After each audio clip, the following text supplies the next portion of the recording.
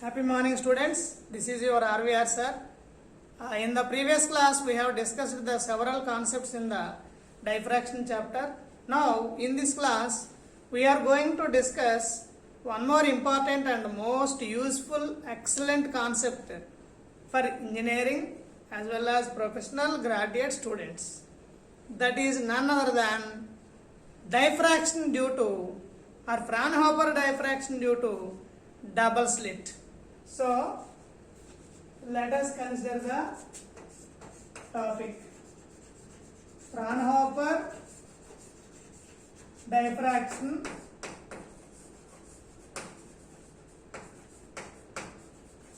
due to double slit.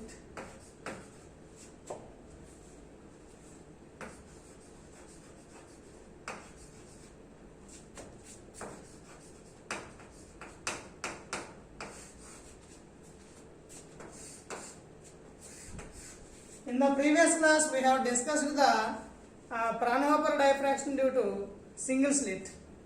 Now, let us consider the Fraunhofer diffraction due to double slit. In order to understand this concept, let S is the monochromatic source of light from which the light rays are propagating in all directions, and the light rays are channelized by means of a convex lens L1.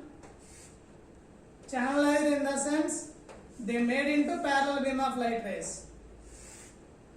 Now these light rays are allowed to incident on two slits simultaneously. Here AB is the one slit, named it as S1,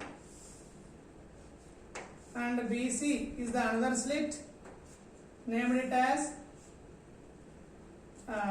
S2, S1, S2, named it as AB, CD.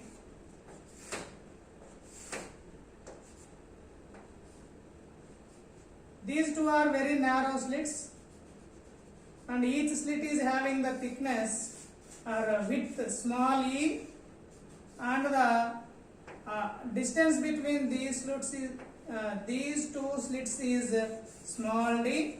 Therefore, the distance between the two slits is E plus D.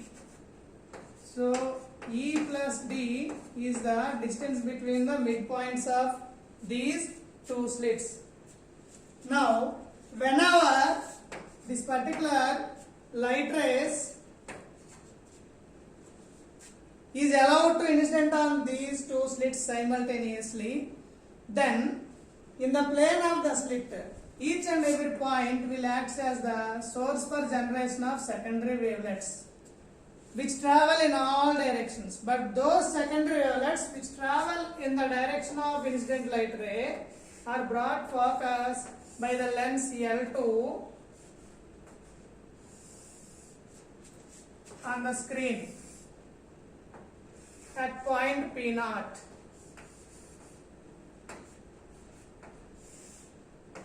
So correspondingly at point P0 we are having diffraction maxima or principal maxima or central maxima, whatever it may be. So, and then we have, apart from this, there are certain light rays which are diffracted.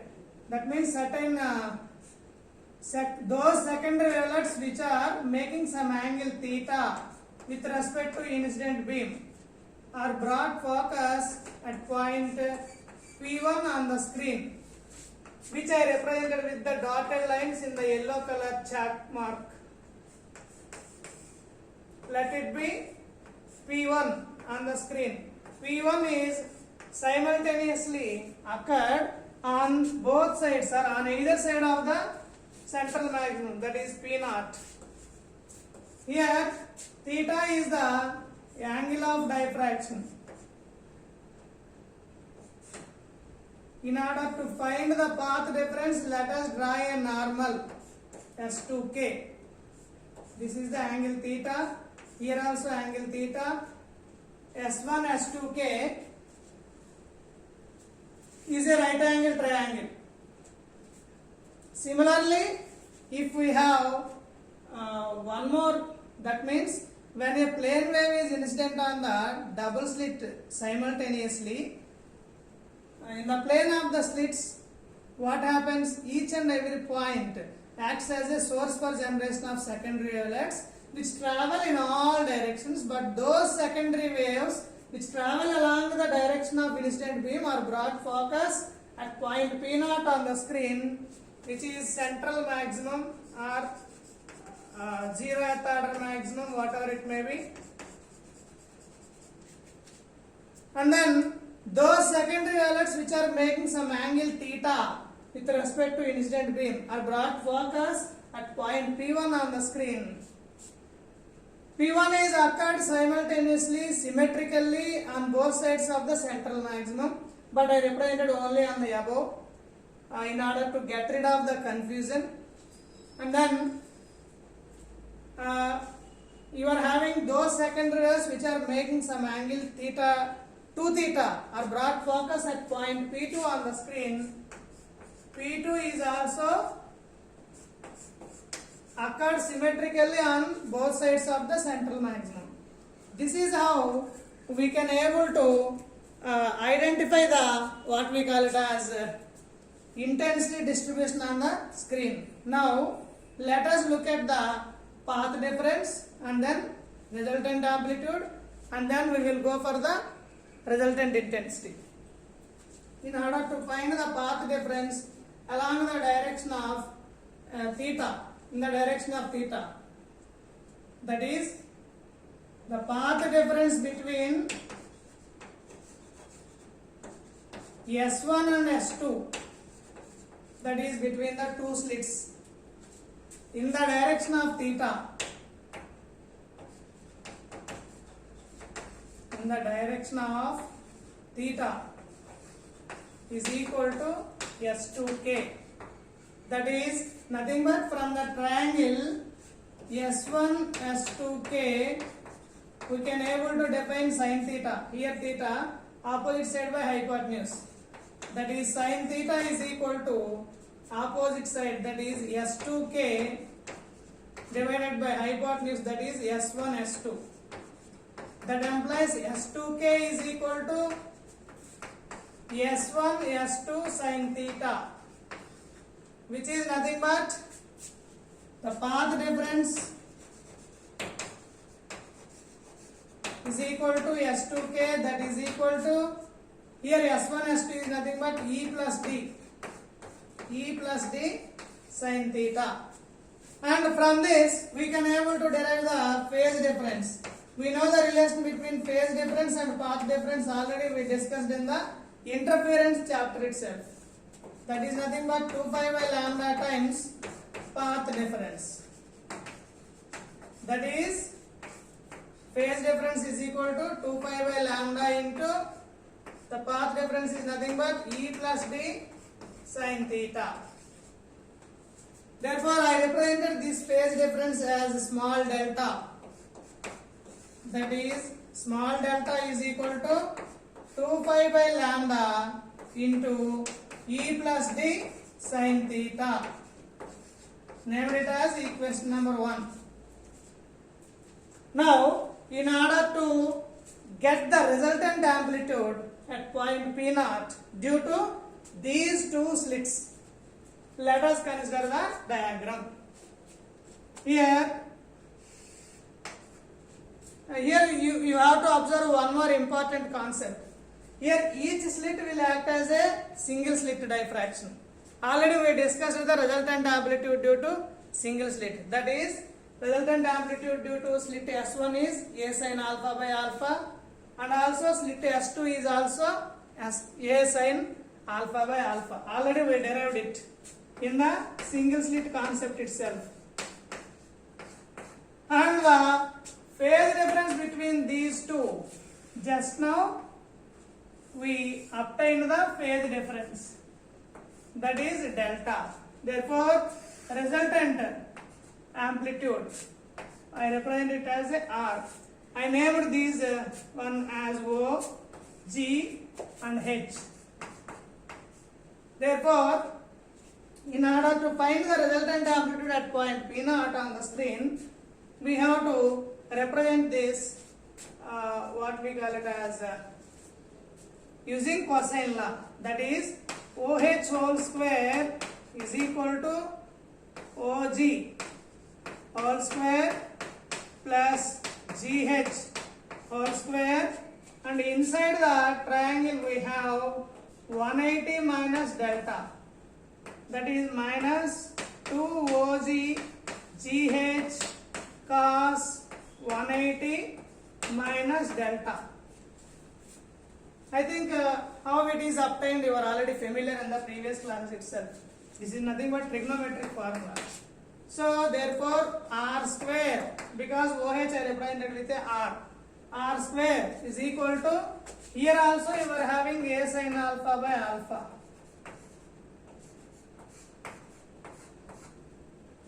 This is alpha only. R square is equal to OG whole square plus GH whole square.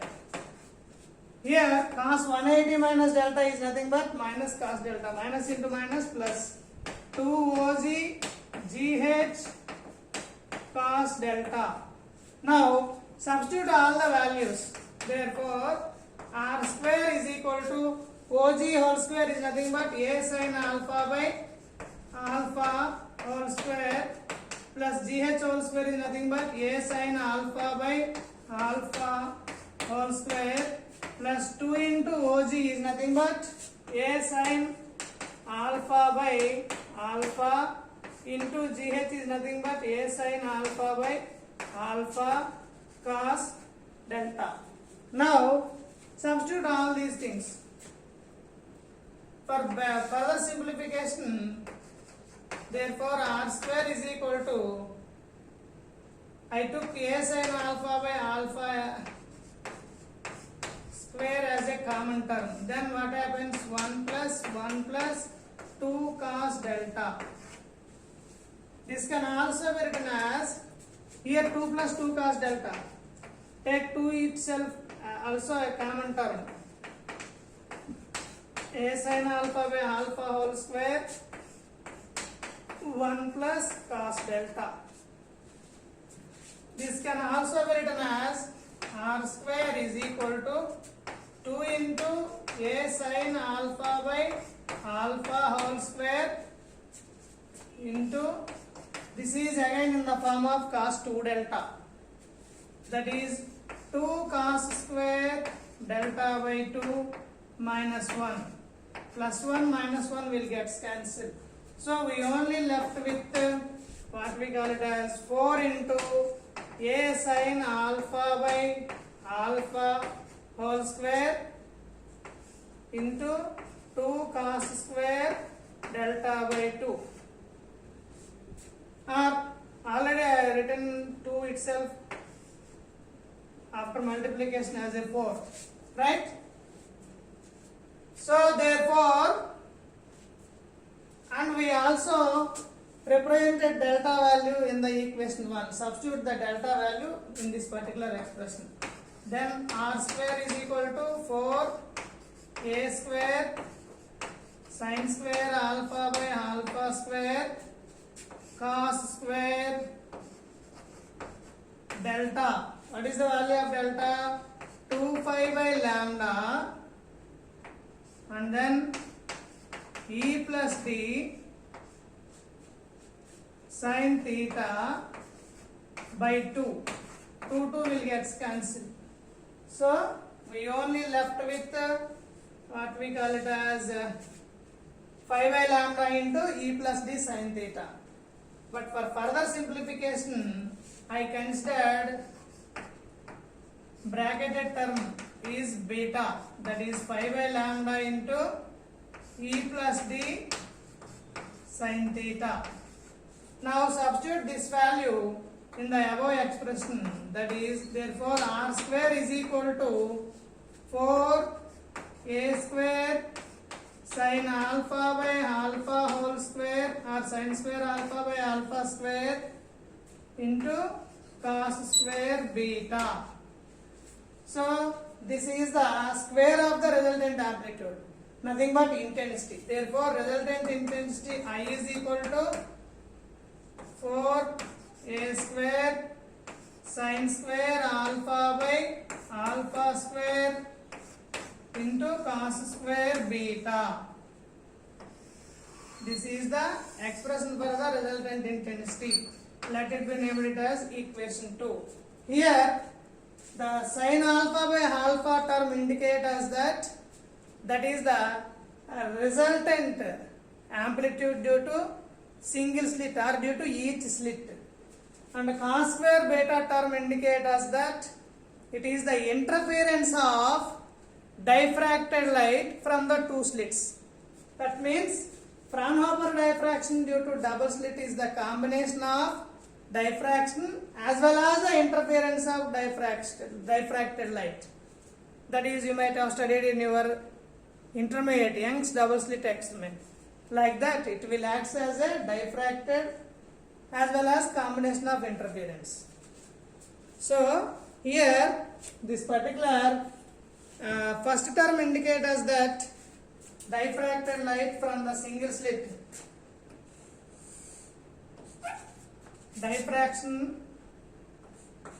diffracted light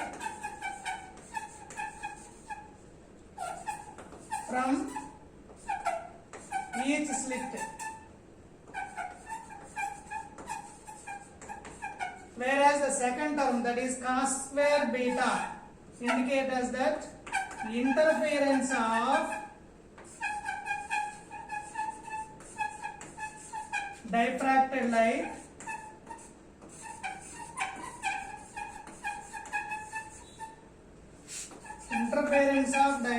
light from the two slits.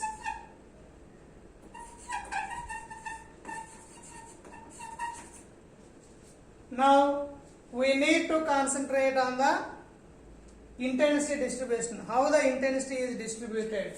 Now let us look at the intensity distribution. In order to understand the intensity distribution, intensity of principal maxima, I will write here. Intensity of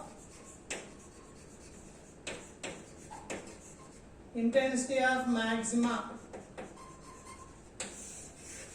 When it will be maxima? When cos square beta equal to 1, then the intensity will be maximum. When did cos square beta becomes 1? When cos square beta is equal to 1, then intensity will be maximum. That means beta is equal to plus or minus n pi, where n takes the values from 0, 1, 2, 3 and so on. If n equal to 0, principal maximum, n equal to 1, first order maximum, n equal to second order maximum. Now substitute the value of beta here. We consider the beta as 5 by lambda into e plus d sin theta is equal to plus or minus n pi. Therefore, pi will get cancelled. Therefore, e plus d sin theta is equal to plus or minus n lambda. So this is the condition for maximum intensity. Now we will look at the condition for minimum or minimum intensity. Minima, simply we can say that minima. When it will be minimum? When sin alpha equal to 0. When sin alpha equal to 0, then it will be maximum. But alpha is not equal to 0. Alpha equal to plus or minus m lambda, where m takes the values from 1, 2, 3 and so on. M doesn't take the value of 0 because central fringe is not a minimum. It is always maximum. Therefore, alpha, we know that value of alpha.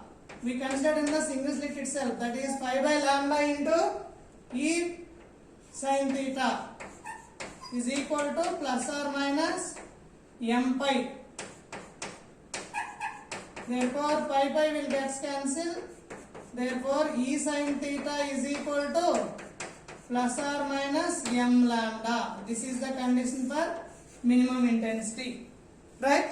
Already we discussed the condition for maximum intensity as well as minimum intensity. All of you note down it. Now we will look at the how the intensity is distributed. Intensity distribution is same as if you observe carefully, when alpha versus sin alpha or sin square alpha by alpha square, it will be similar to single slit intensity, that is decreasing intensity. Central maximum we have maximum intensity and then with decreasing order on both sides.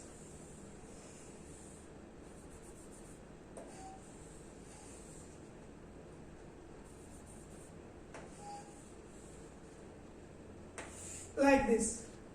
Here we have pi, 2 pi, 3 pi, minus pi, minus 2 pi, minus 3 pi and so on.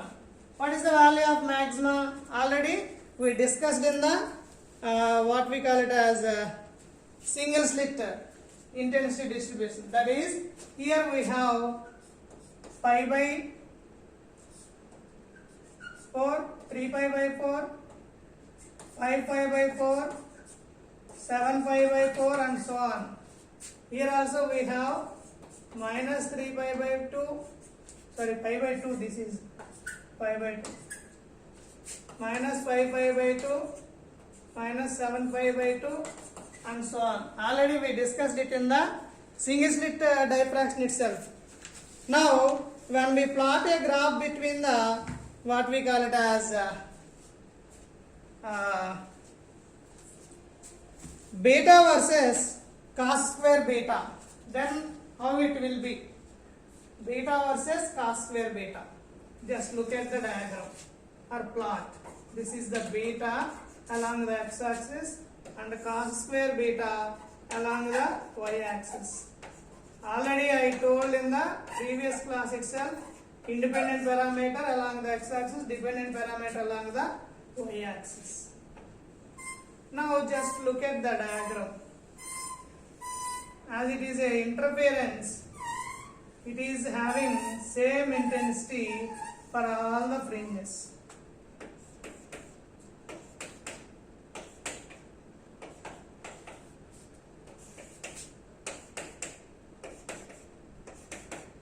This is 0th fringe, pi, 2 pi, 3 pi, 4 pi, minus pi, minus 2 pi, minus 3 pi, minus 4 pi and so on. Now, what about the resultant intensity? Resultant intensity is the combination of these two. Because as I already told to you, here on the screen, the intensity of the light obtained is the combination of diffracted light from the each slit as well as interference of these two diffracted light rays from the two slits. Therefore, if we draw a plot between the theta versus intensity I,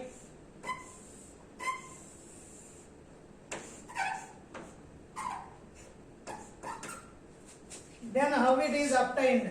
Just look at the diagram.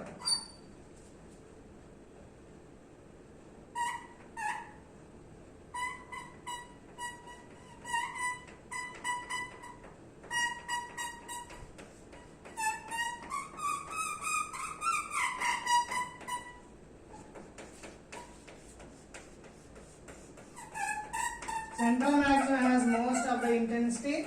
First order has decreasing intensity. Second order has more less intensity. Like that, we are having the diagram on the both sides.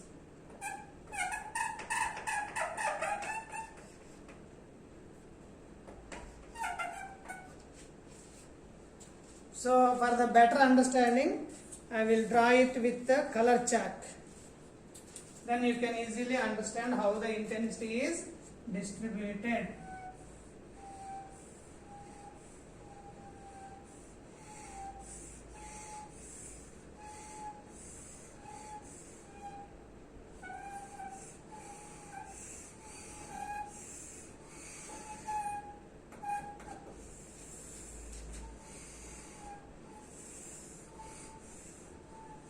This particular yellow color chalk mark fringes are interference fringes due to diffracted light, and the dotted lines indicates the diffraction envelope.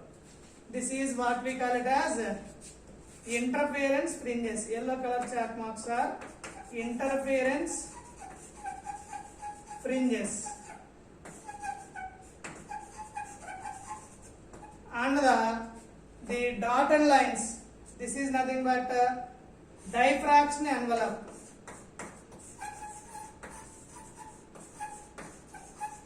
Diffraction envelope. So what we call it as the overall, it looks like a single slit intensity distribution curve only, but inside which you are having what we call it as interference fringes. For the better understanding, I represent with the pink color chalk mark, the dotted lines. This particular pink color chalk mark represents that it is a diffracted envelope, that is, which is consists of both interference light rays from the two slits as well as the diffracted light rays from the due to double slit. So the remaining, this is 0, you are having pi, 2 pi, 3 pi, on the other side minus pi, minus 2 pi, minus 3 pi, and so on. This is nothing but Fraunhofer diffraction due to double slit. So in the previous class we already discussed the Fraunhofer diffraction due to single slit. This is Fraunhofer diffraction due to double slit. All of you note down it. If you have any doubt, you can please feel free to ask me, and comment it in our YouTube channel. If you understand, like it. If you doesn't understand, please feel free to contact me. I will explain it again. Thank you all.